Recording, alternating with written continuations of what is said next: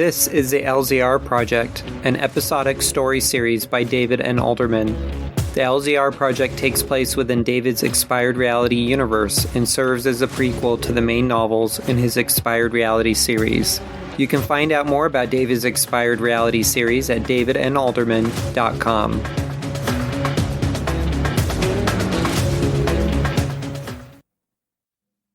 Episode number 31. Monday, May 18th, 1998. Veronica Amaru watched as the coffee poured out in a stream from the break room vending machine and filled her paper cup. She eyed the playing cards printed around the outside of it and wondered if she would win the poker game on the bottom of the cup tonight. She wasn't usually so easily distracted, but tonight was different. Only an hour earlier, Persimmon, the masked vigilante who had been running around town pretending to be a superhero, approached Veronica in the parking garage of the LZR Project. The girl seemed pretty frantic, and Veronica almost thought to drop her to the ground to teach her a lesson about what being a hero was truly all about. But the girl also looked to be injured, limping as if she had a wounded leg. Veronica listened. Persimmon told her that Sean had turned on his team and was secretly working for Mr. Big, dealing in black market weapons. Veronica was hurt to hear this information, and didn't entirely believe it at first until Persimmon showed her a torn page from Mr. Big's ledger with Sean's name written on it. Before Veronica could try her feeble attempt at defending her wayward twin brother, Persimmon told her that David Corbin knew about Sean's treachery and had decided not to do anything about it. This piece of news seemed to be the worst of all. Veronica believed her brother had the capacity to betray them. It wasn't what she wanted to believe, but she did. He was trouble.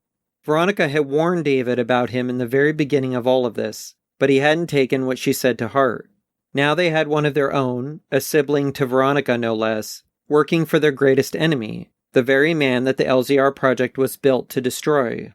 Persimmon left after that, vanishing as quickly as she had appeared. She made sure to take the ledger paper with her, threatening to report everything to the police if Veronica didn't wake David up to reality.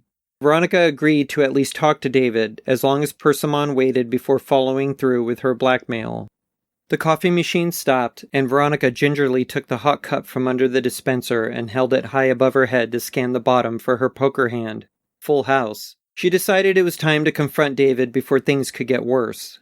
She carefully sipped the scalding hot beverage and took a seat at one of the round tables. Veronica wondered how David would take her confronting him about such a thing, especially after he had just come back from being gone for days. When Sean ran off to the orphanage to capture Shaona Riche, which he failed to do, Veronica, Carrie, and Ridley were detained in the holding room. David returned that night. He released them and then put Roger in his place about the orphanage mission. Before Roger could say anything, David flashed a direct order from the president of Anera to clear himself of any and all charges that might arise from the incident at the Conniption Bar and Grill. Sean returned later that night after saving the orphanage from a fire that started in the main lobby. Shaona Riche had escaped, though, a fact that did not go unnoticed by David. He tore Sean a new one for attempting to go on the mission by himself, and even scolded Roger for making the mission a no-kill assignment, which confused everyone on the team. When she finished half of her coffee, Veronica took a deep breath and got up out of her chair. She stretched, yawned, and picked up her poker cup as she headed down the hallway toward David's office. When she arrived, she opened the door to a darkened room. She could just barely make out David's figure asleep on the sofa against the wall, tiny shreds of sunlight breaking through the closed vertical blinds. "David," she whispered. "Veronica," he mumbled. "Yeah, it's me." He turned out of the sofa and stood to his feet. "I was just resting." He turned the vertical blinds to allow light to creep into the office. She closed the door behind her. "I need to talk to you about something." "I know," he said.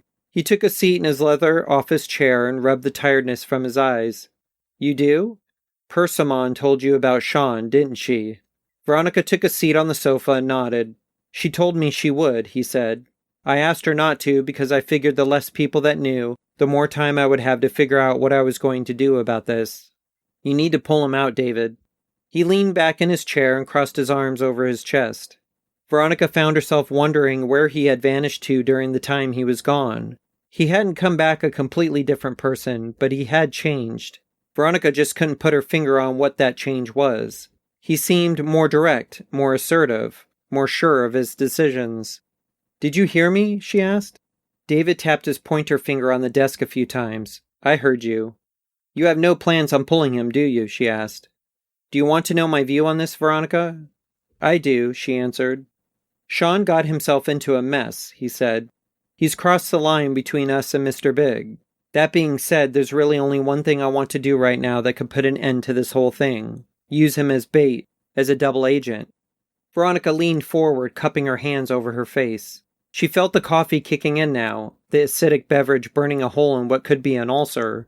David, he's my brother. I love him. I don't want anything bad to happen to him. You have to do your job as leader of this team and pull him out. He's going to get himself, and us, killed. Maybe not, David said. I have a hunch that Sean's going to start leaking information to Mr. Big. That's the reason Mr. Big enlisted him. Not to help him find his way in this world, but to use him against me. For Mr. Big, it's always been about me. Always. All we have to do is wait. Mr. Big will slip up, give Sean the information we need, and Sean will give that to us. How do you know my brother will give you that information when the time comes? She asked. He doesn't respect you. But he still has a conscience, Veronica. He still feels guilt, pride, remorse, and fear. He won't go along with Mr. Big's schemes forever.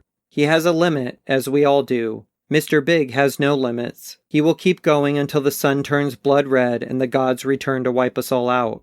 But Sean will only go so far before he returns to the loyalty he has to us. I understand what you're saying, David, but you have no guarantees that my brother will turn on Mr. Big. I have a feeling the opposite will happen. A feeling or a fear, he asked. Does it matter? Your feelings matter, Veronica, but your fear, there is no place for it anymore. We can't keep fearing everything we do or have to do. We agreed to become the LZR Project so we could shut down Mr. Big's organization once and for all. Sean's betrayal may give us that opportunity. I know it's a gamble. Nothing is guaranteed, but it's one that will pay out in the end if we handle it correctly. He's my brother, David. I don't want him to get hurt unless I'm the one hurting him. He signed up for this, Veronica, as did you. Veronica sighed. You're right, I did. We both knew what we were getting ourselves into when we agreed to become a part of this. Exactly. I'm not saying I want harm to come to Sean, because I don't. But if Sean can lead us to an open door that will allow us to put an end to this, I have to make the call. A memory of the black door that took XS flashed in Veronica's mind when David mentioned an open door. She wondered where XS was and what he was doing right now. The reality or time that he had jumped into looked serene enough, but Veronica didn't know enough about the black doors to know for sure. You okay, David asked. I'm fine, she said, just tired. I know the feeling, he said, almost as a gesture to try and comfort her. Where did you go? She asked. What? When you left, after the incident at the bar, where did you go? I went somewhere to clear my head, he answered. You could have told me, you know. I would have kept it a secret. I know you would have, he replied. But, I don't know. I just couldn't accept the fact that I had done what I had done. I caused bloodshed, the very thing I've been against since the start of our group. You saved Carrie's life, David. You were defending all of us in that bar. Nobody can pin blame on you for that. I can, and I did. And then I cleared my head and came to my senses, and realized that Mr. Big has to be dealt with a way we haven't ever dealt with him before. That way may lead to violence, but it's a way that has to be walked. Veronica kept silent on the matter. Secretly, she swelled with pride for David's newfound maturity on the subject. She had waited for him to wake up to this reality for some time, but she didn't want to be the one who woke him up. Something or someone must have convinced him to open his mind. Let's keep this between you and I, he said. You don't want to fill Carrie or Ridley in? No. The more people who know, the greater the chance that Sean will catch on that we know. Let's wait for Sean to make his move. When he does, we'll be ready to come at Mr. Big with everything we've got.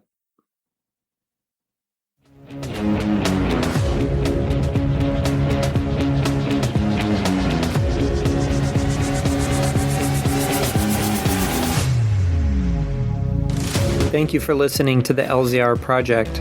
If you are interested in reading more of David's Expired Reality series, please check out the author's webpage at davidnalderman.com.